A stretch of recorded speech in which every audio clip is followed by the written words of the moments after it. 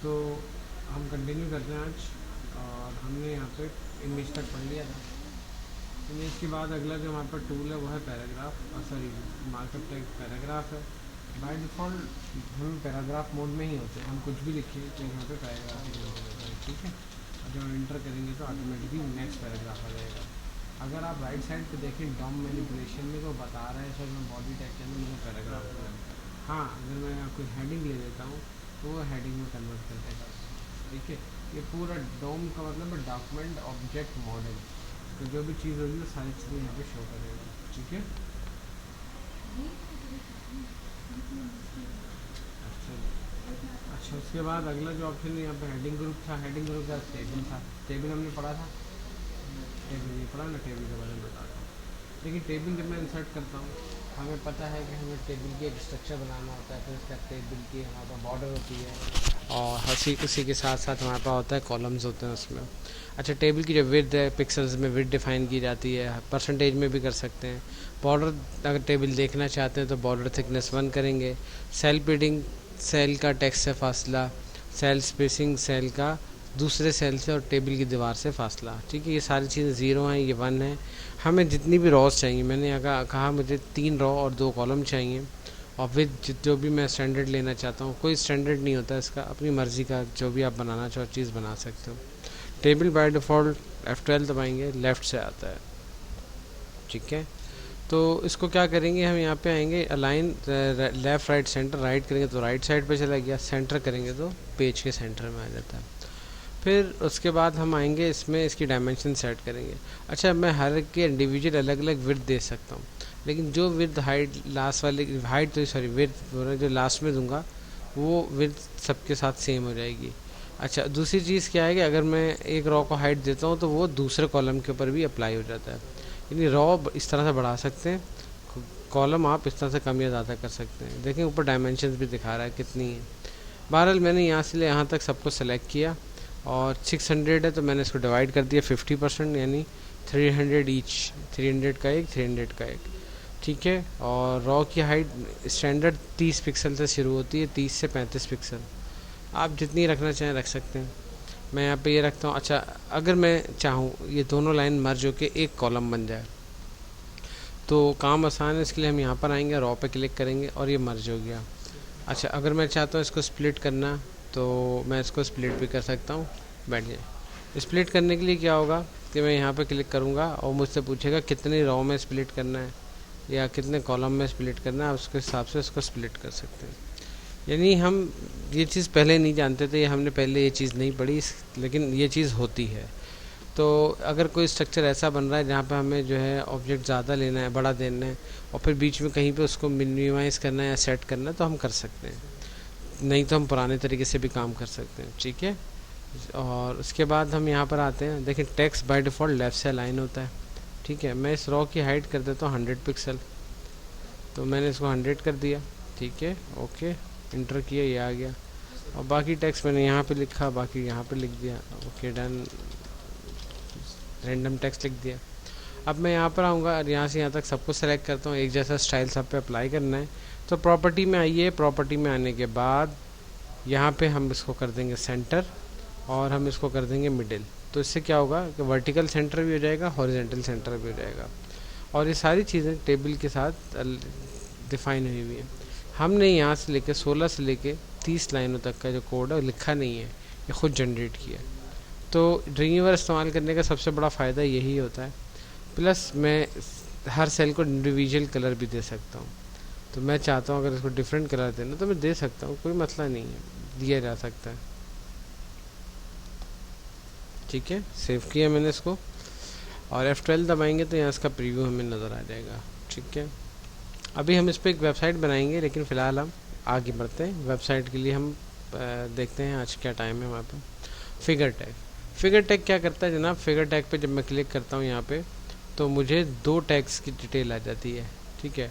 Content और caption. देखिए content क्या है, कंटेंट एज अ हेडिंग होता है, कैप्शन नीचे इसके जो दे दें, नीचे कैप्शन देना चाहें तो नीचे हेडिंग दे दें, ऊपर कंटेंट लिख दें। बीच में आपका इमेज होता है, ठीक है। आप कोई भी एक इमेज रख सकते हैं बीच में और एज अ कंटेंट उसको यूज़ कर सकते हैं। अच्छा, आप इसकी फॉर्मेटिंग कर सकते हैं CSS में, आप इसके ऊपर वर्किंग कर सकते हैं। मैं यहाँ पे एक ऑब्जेक्ट लेता हूँ और मैं इसको कर देता हूँ 100 200।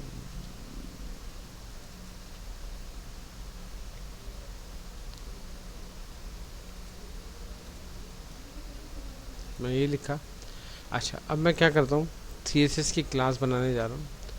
तो मैं फ़िलहाल तो ये आपको सिखाऊंगा, ठीक है।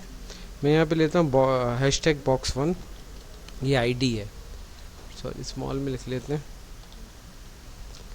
box1 लिखा। box1 के बाद मैंने कहा भाई इसके जो है बैकग्राउंड कलर वाइट ले लेते हैं, प्लस मैं कहता हूँ बॉर्डर 1 पिक्सल सॉलिड, और ब्लैक, और इस फिगर टैग पे आके इसको अप्लाई कर देता हूँ।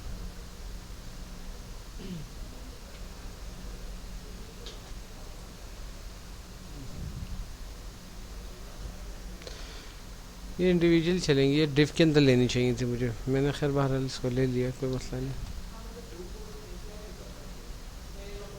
आईडी box1, ये देखें फिगर्स इस तरह से आ रहा होता है। तो चीज़ों को मैनेज किया जा सकता है। विड्थ देंगे तो थोड़ा सा कंट्रोल हो जाएगा। हम इसको विड्थ दे देते हैं,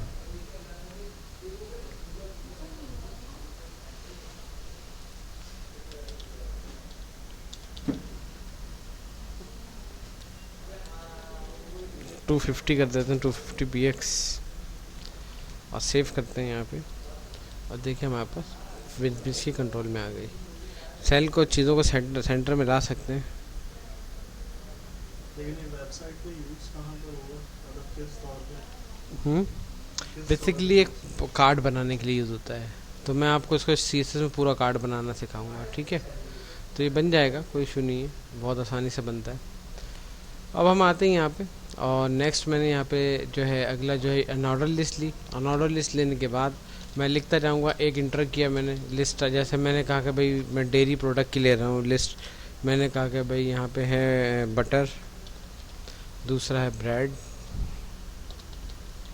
तीसरा है मिल्क, ठीक है। जब आपको ख़त्म करनी है लिस्ट, आपने एक दफ़ा इंटर किया, एक दफ़ा इंटर और कर दिया, ये ख़त्म हो गया, ठीक है। आपने यहाँ बस ये बटन क्लिक किया, वो ऑर्डर लिस्ट या अनऑर्डर लिस्ट, यहाँ पे बटन पे क्लिक करेंगे और आप यहाँ पे लिखना शुरू हो जाएंगे। जब ख़त्म करेंगे 2 दफ़ा इंटर करेंगे, ख़त्म हो जाएगा, ठीक है। बाकी एट्रीब्यूट मैं पढ़ा चुका हूँ आपको, एट्रीब्यूट जो है वो आप लगा सकते हैं, इसमें कर लीजिएगा। लिस्ट आइटम हम नहीं पढ़ते, लिस्ट आइटम इसलिए नहीं पढ़ रहे क्योंकि लिस्ट आइटम ऑलरेडी यहाँ पे डिफाइन है, ठीक है। और उसके बाद हम नेक्स्ट आते हैं यहाँ पे, और अगला जो हमारे पास ऑप्शन है वो है हाइपर लिंक। हाइपर लिंक लगाने के तरीके मैं पिछली क्लास में बता चुका हूँ, कई तरीके हमने किए अप्लाई, तो हाइपर लिंक लगा सकते हैं। फिर उसके बाद आ जाते हैं यहाँ पे सिमेंटिक टैग। सिमेंटिक टैग वो होते हैं जो स्ट्रक्चर बनाने में, आप इनको स्ट्रक्चर टैग कह लें आसानी से, तो इनसे वेब का स्ट्रक्चर बनाया जाता है।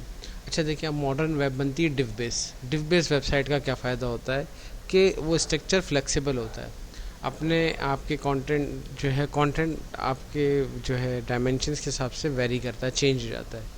तो उसके लिए यहाँ पे इन्होंने है ये डिवी टैग, जैसे मैं डिव इंसर्ट करता हूँ तो मुझसे आईडी और क्लास पूछता है वो, ठीक है।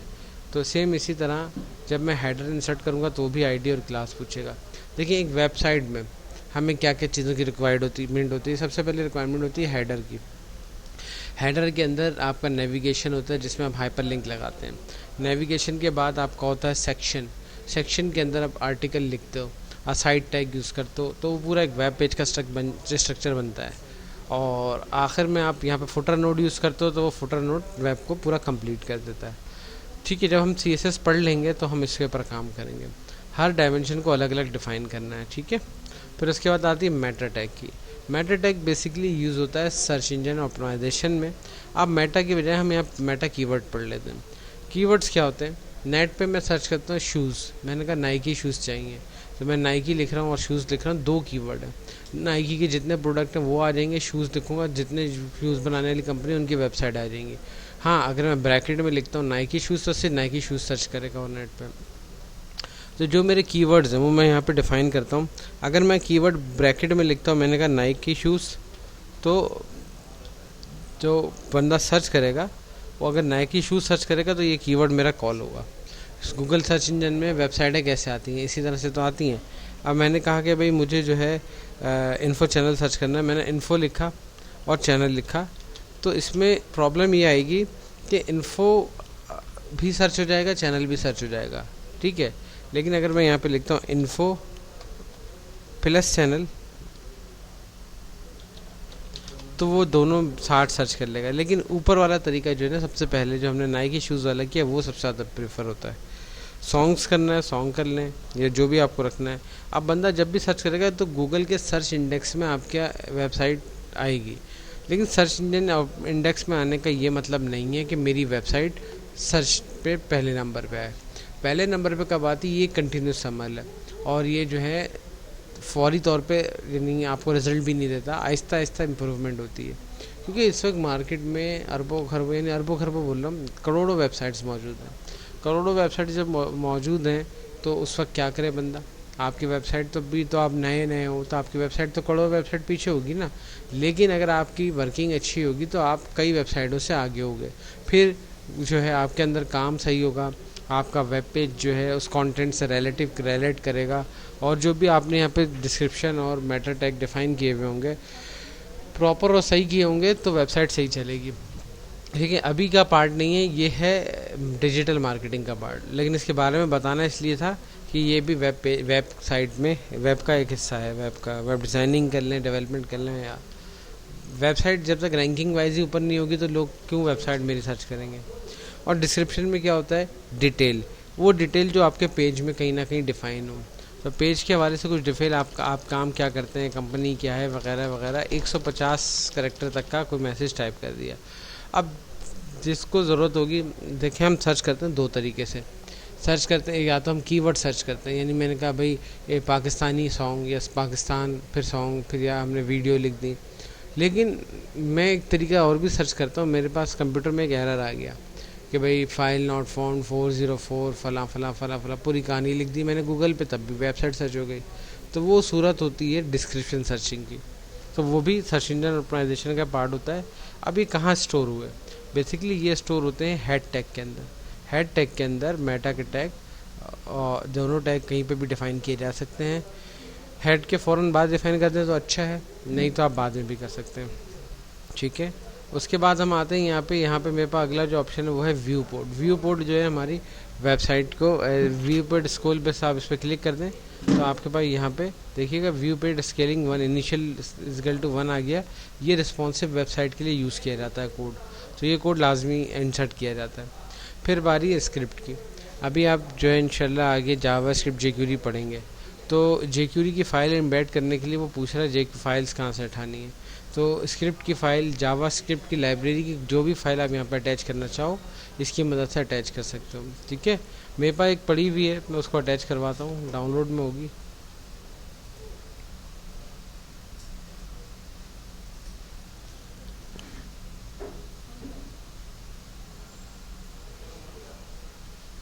नहीं है, खैर कोई बात नहीं। हम जेक्यूरी की फ़ाइल अटैच करेंगे तो वो हमें से इम्बेड कर देगी, काम नहीं करेगी। काम जेक्यूरी जो है, जेक्यूरी बोल रहा हूँ, जेक्यूरी या जावा स्क्रिप्ट अपने फंक्शंस पे चलते हैं, क्योंकि जेक्यूरी जावा की लाइब्रेरी है, जावा स्क्रिप्ट की लाइब्रेरी है। अच्छा, अब हम आते हैं यहाँ पे, अगला है ईमेल लिंक। पुराने ज़माने में ईमेल लिंक का इस्तेमाल किया जाता था। किस लिए किया जाता था? ईमेल लिंक का इस्तेमाल इसलिए किया जाता था कि लोग आउटलुक एक्सप्रेस के थ्रू अपने दोस्तों को ईमेल कर सकें, या जिसको भी ईमेल करनी है आउटलुक के थ्रू कर सकें। आउटलुक एक यूटिलिटी है, एक प्रोग्राम है, एक सॉफ्टवेयर है जिसकी मदद से मैं ईमेल सेंड कर सकता हूँ अपने कंप्यूटर पर रहते हुए। उसकी कुछ सेटिंग्स होती हैं, कुछ पैरामीटर होते हैं सर्वर के, वो हम इंस्टॉल यानी सेट कर लें तो हम अपने सिस्टम से ईमेल कर सकते हैं।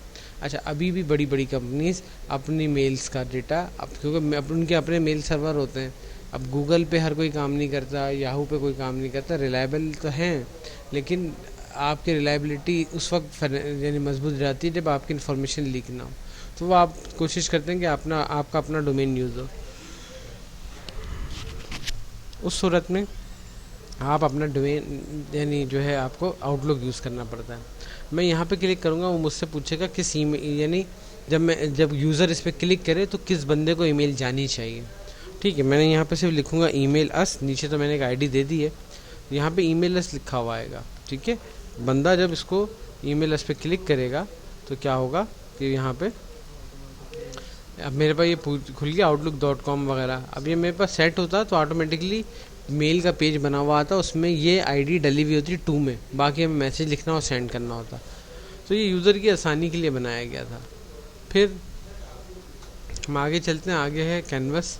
कैनवस टेक HTML5 का एक अहम पार्ट है और इसकी मदद से हम ग्राफिक डिज़ाइन कर सकते हैं, लेकिन इसके लिए HTML5 का फ्रेमवर्क आना ज़रूरी है। HTML5 का फ्रेमवर्क भी काफ़ी आगे जाके सीख, यानी आसानी से अवेलेबल नहीं होता, आसानी से सीख नहीं सकते, थोड़ा सा टिपिकल है। फिर हम आते हैं एनिमेटेड कंपोजिशंस हैं, वो जो है ये भी उसकी फ़ाइल, एनिमेशंस की फ़ाइल होती है। फिर हम आएंगे यहाँ पे ऑडियो टैग, HTML5 का ऑडियो टैग है। आपने ऑडियो टैग लिया, ऑडियो की फ़ाइल आपकी कहाँ पड़ी हुई, आपने वो सेलेक्ट की, ओके डन। अब आप चाहते हो कि वेबसाइट ऑन हो, और ऑन होते ही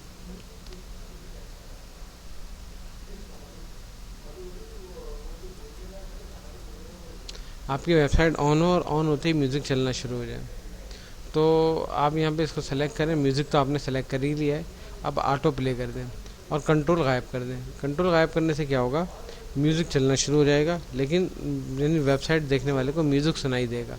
देखिए यहाँ पे स्पीकर बना आ रहा है, इसका मतलब है दिस जो टैप प्लेइंग ऑडियो। और क्या है मज़े की बात के यहाँ पे म्यूज़िक सुनेंगे आप बंद नहीं कर सकते, लेकिन अगर कंट्रोल शो करेंगे तो वो यूज़र के पास कम से कम इतना राइट तो होगा कि वो अगर सुनना चाहता है ठीक है, नहीं तो बंद कर दे। ठीक है, तो अक्सर म्यूज़िकल वेबसाइट्स में ये रखा जाता है। फिर हम वापस आते हैं यहाँ पे, और अब है हमारे पास जो है फ्लैश की स्विफ्ट फाइल। देखें एडोब फ्लैश जो है पहले मैक्रोमीडिया कंपनी का सॉफ्टवेयर था, ड्रीमवन ने उसे परचेज़ किया। उसका रीज़न क्या था, लोग वेबसाइट्स के लिए और 2D एनिमेशंस के लिए उसको यूज़ करते थे। वेबसाइट पे एडवर्टाइजमेंट के लिए यूज़ किया जाता था। ये तकरीबन जो है 2004 से एडोब ने इसको परचेज़ किया था, 2004 से लेके 2015 तक एडोब ने इसको ओन किया। अच्छा, ये एक्चुअली इसको जो है ब्राउज़र्स की सपोर्ट मिलती थी, और वो बेसिकली इसकी सपोर्टिंग फ़ाइल जो थी वो ओरेकल से मिलती थी। ओरेकल ने 2015 के बाद इसकी सपोर्ट बंद कर दी। तो फिर क्या हुआ कि अब ब्राउज़र में ही नहीं चलेगी इसकी एप्लीकेशन, तो कैसे काम करें। अब जो नए ब्राउज़र आते हैं उसमें फ़्लैश की सपोर्ट नहीं होती, वरना क्या होता था हर महीने फ़्लैश का सॉफ्टवेयर अपडेट होता था, फ्री था, पैसे भी नहीं लेता था, आपने एक दफ़ा अपडेट कर दिया चलना शुरू हो गया। तो फ्लैश की स्विफ्ट फाइल फ्लैश सॉफ्टवेयर से बनती थी, और इसकी SWF फाइल जो है वो आप यहाँ पे अटैच करके अपनी एनिमेशंस को चला सकते थे, और इससे बहुत ज़बरदस्त एनिमेशंस क्रिएट होती थी। फिर उसके बाद आगे आते हैं फ्लैश वीडियो। तो जब फ्लैश टॉप पे था, यानी फ्लैश बहुत ज़्यादा चलता था, अब 2012 से 15 के दरमियान, बल्कि 2000 आप लगाने 8 से 15 के दरमियान, तो उस दौर में फ़्लैश की वीडियोस बहुत ज़्यादा सपोर्ट करती थी। FLV वीडियो का साइज़ कम होता था और जो है ग्राफिक क्वालिटी नॉर्मल होती थी, लेकिन क्या होता था कि बड़े बड़े इसमें वीडियोस आप यानी कॉपी कर सकते थे। 200 MB 250 MB के अंदर पूरी मूवीज़ कॉपी हो जाती थी। तो उससे क्या होता था कि जो है ना लोग फ्लैश वीडियोस को ज़्यादा सपोर्ट करते थे। तो फ्लैश वीडियो के लिए आप यहाँ पर क्लिक करेंगे तो फ्लैश की वीडियो पूछेगा, यहाँ किस तरह का प्लेयर पूछना है वो मालूम करेगा, प्लेयर की टाइप यहाँ पर डिफरेंट है, लेकिन फ्लैश की वीडियो अब अवेलेबल है ही नहीं, तो हम उसको एम्बेड ही नहीं करेंगे। अगर अवेलेबल है तो आप अटैच कर दें। प्लगइन्स हैं, यहाँ प्लगइन आप परचेज़ करके लगा सकते हो। यहाँ पर क्लिक करोगे आपसे पूछेगा कोई परचेज प्लगइन है, तो आप उसको ऐड कर दो। प्लगइन्स क्या होते हैं, बेसिकली कुछ इफ़ेक्ट्स होते हैं, कुछ डिज़ाइन होते हैं, तो आप यूज़ कर सकते हो उनको। अच्छा, यहाँ पे रोल ओवर इमेज बड़ा ज़बरदस्त इमेज होता है। अब देखें, मैं आपके वेब पेज पे आता हूँ।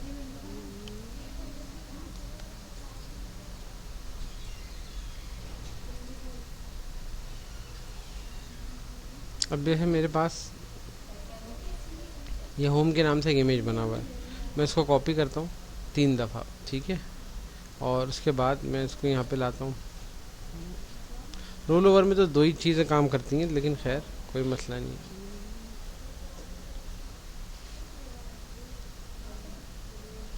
मैंने इसका कलर ये कर दिया, सेव कर दिया, और उसके बाद मैंने एक और ऑब्जेक्ट लिया और उसका कलर मैंने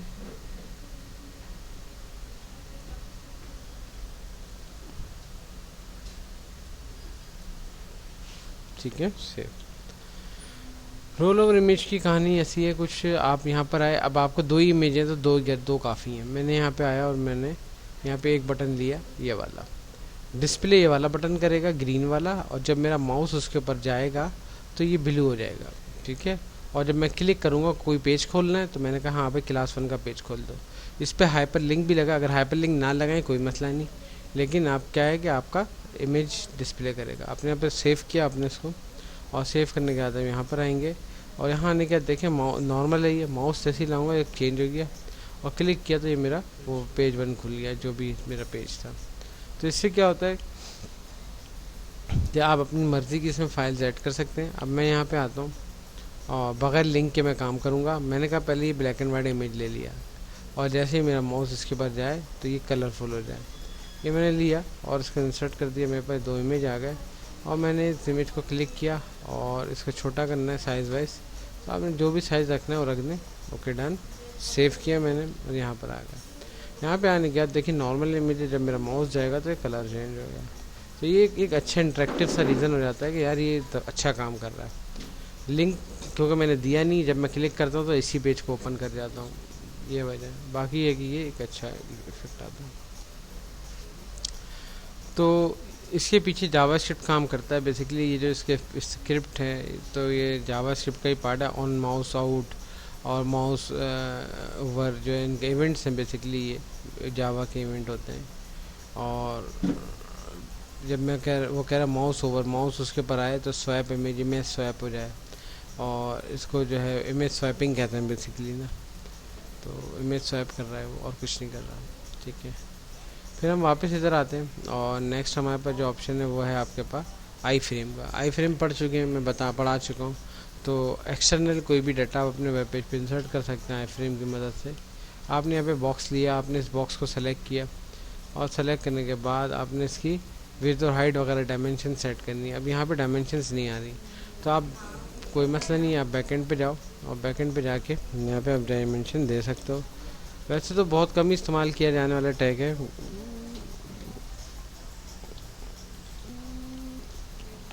और इसको 300 किया हमने, और इसमें मैं सोर्स ले लेता हूँ src इक्वल टू, और मैंने यहाँ पे लिखा class1.html, ठीक है।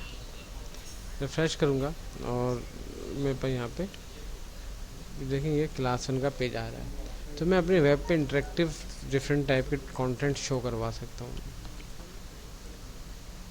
तो मैं वापस इधर आऊँगा, और अब मैं जो चीज़ करने जा रहा हूँ वो है इसकी जो है स्पेशल हॉरिजॉन्टल रूलर।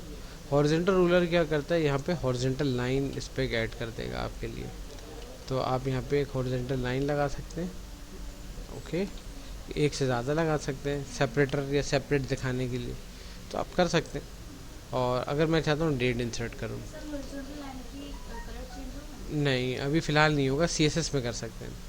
अच्छा, मैं इंसर्ट डेट पे जाऊँगा। डेट, यहाँ पे डेट का कौन सा फॉर्मेट रखना है आपने वो फॉर्मेट चुन लिया, और एक ऑप्शन होता है ऑटोमेटिकली अपडेट ऑन सेव। अगर आप इस ऑप्शन को रखते हैं टिक, तो ये क्या होगा, जब भी सेव करेंगे तो आपकी ये डेट अपडेट हो जाएगी।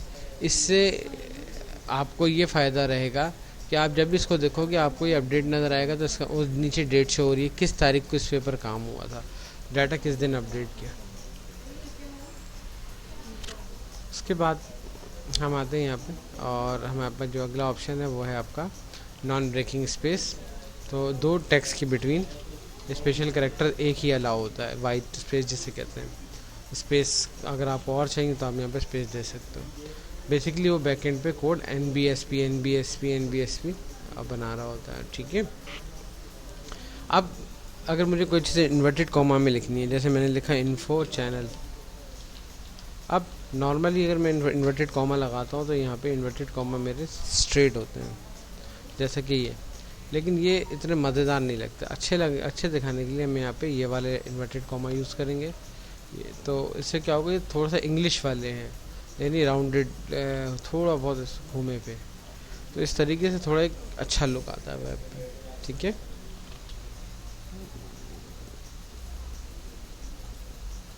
सही, कुछ अच्छा दिख रहा है। फिर यहाँ पे अंदर हम इनसाइड पे आएंगे तो यहाँ पे मुख्तलिफ़ चीज़ें हैं, लाइन ब्रेक है, इंटर कर दें तो वो लाइन पैराग्राफ बन जाता है, लाइन ब्रेक करेंगे तो लाइन टूटती है। लेफ़्ट कोटेशन है, राइट कोटेशन है, कोड स्मॉल डैश है, बड़ी डैश है, इन दो अल्फ़ाबेट के बिटवीन डैश ऐड करना है। पॉन्ड है, यूरो हो, येन है, कॉपीराइट है, रजिस्टर का ट्रेडमार्क है, ट्रेडमार्क का भी टीएम दिया हुआ है। यहाँ पे अदर करेक्टर में आएंगे तो यहाँ पे डिफरेंट किस्म के स्पेशल करेक्टर्स नज़र आ रहे हैं। आपने क्या करना है, ये वाला करेक्टर इंपोर्ट करना है। तो इंपोर्ट करने के लिए आपने क्या करना है, यहाँ पे सिर्फ इस पर क्लिक करना है। ये कोड आ गया, ये कोड आपने अपने वेब पेज में कॉपी कर देना है, तो वो चीज़ वहाँ पे काम हो जाएगी। ठीक है, इसको सेव कर दें। और हमने आज इसका HTML वाला पार्ट पूरा पढ़ लिया। इंशाल्लाह नेक्स्ट क्लास में आगे हम और भी चीज़ें करेंगे। ठीक है, अब मैं यहाँ पे एक नई फाइल लेता हूँ और मैं एक वेब का स्ट्रक्चर बनाने जा रहा हूँ, वेब पेज जिसे कहते हैं। ठीक है, मैंने यहाँ पे लिया इंडेक्स के नाम से वेब पेज, सॉरी फाइल दूँगा इंडेक्स, सेव किया। अच्छा, वेब पेज में आ गया। यहाँ से मैं बैकग्राउंड लेता हूँ एक, और बैकग्राउंड इमेज ले लेंगे या कलर ले लेंगे जो आपको अच्छा लगे। मैं इमेज पे जाता हूँ, मैंने कहा यार ये वाला इमेज ले लेते हैं, और ओके डन। रिपीट भी करवा दो, कोई मसला नहीं। एक्स एक्सिस वाई एक्सिस दोनों जगह रिपीट हो रहा है तो होने दो, कोई मसला नहीं। फिर मैंने यहाँ पे एक टेबल लिया, Ctrl+Alt+T शॉर्टकट की है, और टेबल में लेता हूँ Ctrl+Alt+T। ना भी हो तो आपके पास यहाँ टेबल दिया हुआ है, टेबल पे क्लिक करके टेबल ले सकते हैं। और मैं यहाँ पे 5 रो 1 कॉलम लूँगा। ठीक है, 7 रो 1 कॉलम ले लेता हूँ। ठीक है, और 1000 पिक्सल इसकी विड्थ ले लेते हैं। Okay done. उसके बाद टेबल को सेंटर से अलाइन करेंगे, और जनाब यहाँ क्लिक करके यहाँ से यहाँ तक इसको सेलेक्ट करेंगे, और इसका कलर कर देंगे वाइट। ठीक है, अब यहाँ पे दिखाता हूँ मैं, अगर आपको प्रीव्यू आपका इस तरह से आ रहा है। उसके बाद पहले ऑब्जेक्ट पे आऊँगा, इसको कर दिया मैंने 1000 pixel, sorry 100 pixel. By default 1000 तो है ही ना। फिर उसके बाद मैंने इसको कर दिया 30 पिक्सल, सेकंड वाले को जी डिवाइड कर देंगे उसको 1000। हाँ, अगर चाहिए तो डिवाइड कर दें। और इस पे आए, इसको 400 कर देते हैं, यहाँ पे आ जाते हैं, यहाँ इसको 300 कर देते हैं, और लास्ट वाली लाइन को हम कर देंगे यहाँ पे 30 पिक्सल।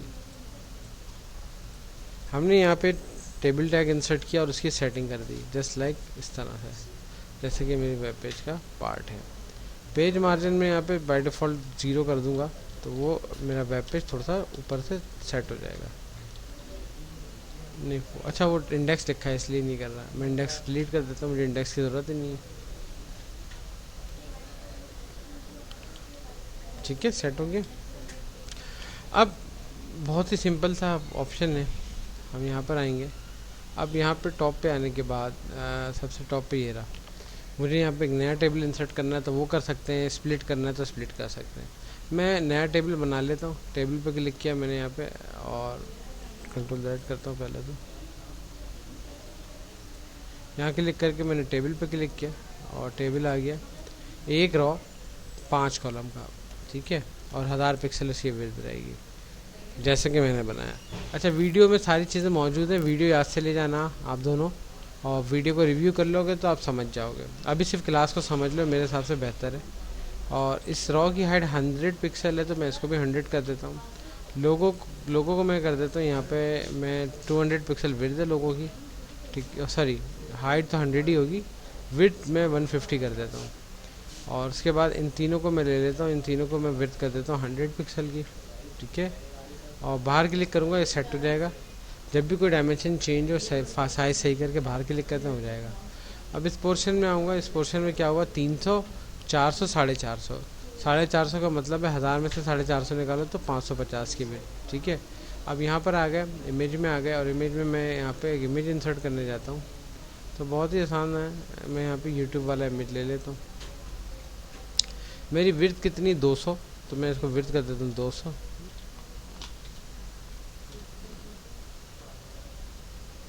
अच्छा, मैं इस लॉक को ख़त्म करता हूँ, और यहाँ पे इसको 100 कर देता हूँ, तो ये बिल्कुल फिक्स हो गया। ठीक है, सेव किया मैंने इसको, यहाँ पे मैंने टेक्स्ट यहाँ पे लिया सेंटर, और यहाँ आने के बाद मैंने लिख देता हूँ हेडिंग 1। हेडिंग 1 लेने के बाद हमने यहाँ पे लिखा और यहाँ पे लिख दिया यूट्यूब। चलो ठीक है, ओके। यहाँ आ गए, यहाँ अदर आइकन लेने। अभी मेरे पास अदर आइकन नहीं है, तो मैं फ़िलहाल यहाँ पे इमेजेस ले लेता हूँ।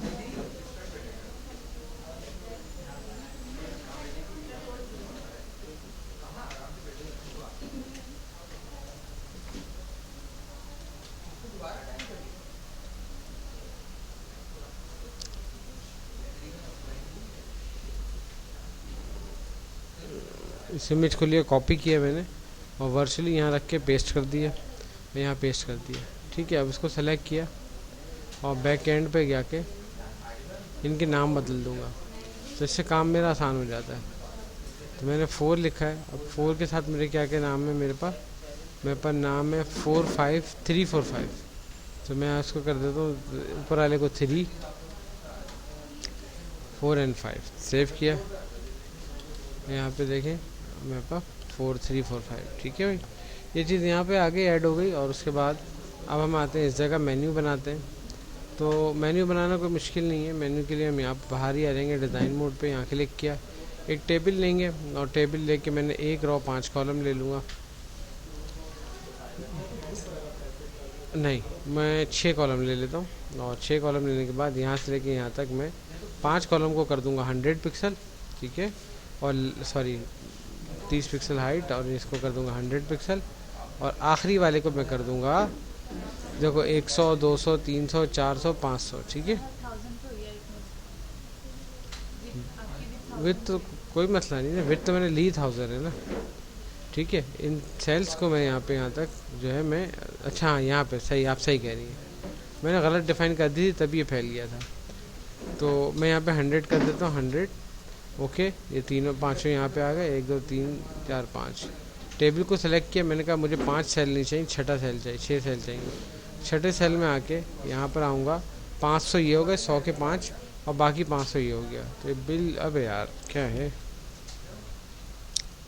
बाकी 5 यहाँ पे देंगे। तो ये बिल्कुल सेट हो गया, 100% सेट। सेव किया मैंने, यहाँ पर आ गया सेकंड। और यहाँ आने के बाद मैं इमेज पे क्लिक करता हूँ और मैं यहाँ पे क्लिक करूँगा।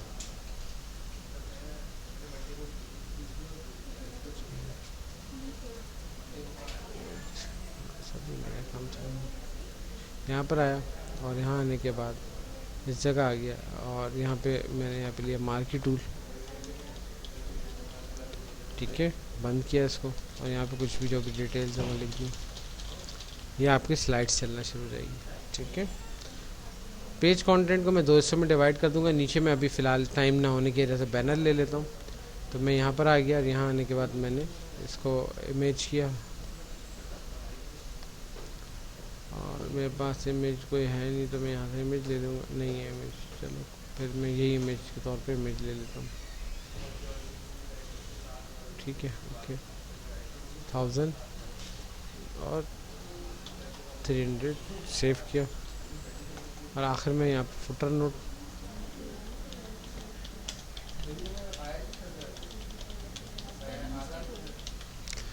वो स्पेलिंग मिस्टेक ज़रूरी नहीं है, हम जो काम कर रहे हैं वो ज़रूरी है।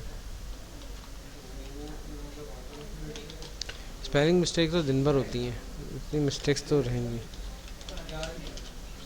ठीक है। लो अब ये स्मॉल हो गया, ठीक है। Copyright all right reserve info channel, ठीक है, डन। ये इसलिए लिखा जाता है, हम इंटीमेशन देते हैं कि भाई हमारा डेटा कॉपी करोगे तो अपनी जिम्मेदारी पे करो, हम तुम पे केस कर सकते हैं, ठीक है। हम यहाँ पे आए और यहाँ आने के बाद हम इसको चेक करते हैं, ये इस तरह से आ गया। सेंटर में लेना है, टैक्स लाइन सेंटर, डन हो गया। अब इस पोर्शन में आएंगे सेंटर वाले और यहाँ पे मैं एक टेबल इंसर्ट करता हूँ। टेबल होगा हमारा 1000 पिक्सल की विड्थ, लेकिन 1 रो 3 कॉलम, ठीक है। 3 कॉलम लिए 1 रो के साथ और यहाँ पे इसको सेलेक्ट किया। हाइट मेरी इस लाइन की 400 है, तो मैंने 400 हाइट कर दी।